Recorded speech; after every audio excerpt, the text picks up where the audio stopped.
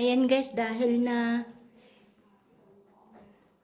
flatten ko na, ngayon ginawan ko na ng bilog-bilog.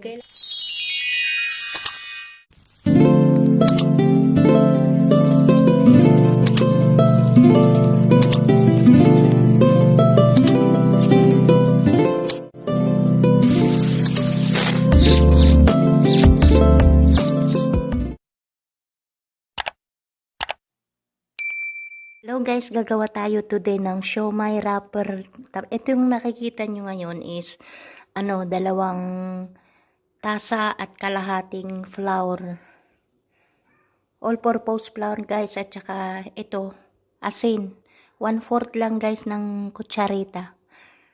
Tapos lalagyan natin to ng tubig na 1.5 or basta tansyahin nyo.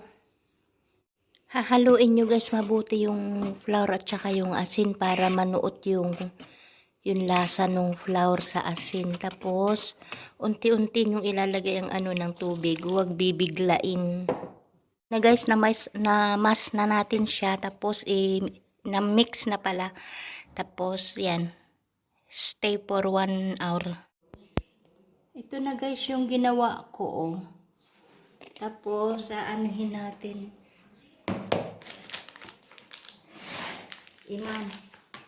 Imamasa natin siya.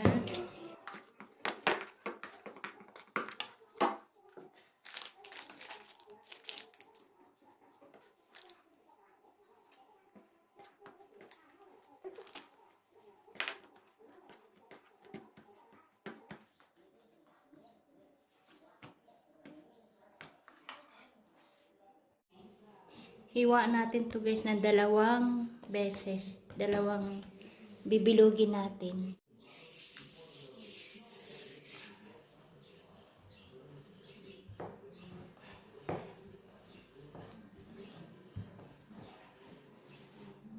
Ayan guys, dahil na flatten ko na, ngayon ginawan ko na ng bilog-bilog. Kailangan tansyado nyo yung bilog na ilalagay nyo. Bilugan ko na. Kailangan lagyan nyo ng itong binilog nyo. Kailangan lagyan nyo ng cornstarch para hindi sila magdikit-dikit. Kagaya nito. Ito yan, ganyan. Kailangan may mga flour yan. Punong-puno yan ng flour para hindi sila magdikit-dikit. Okay?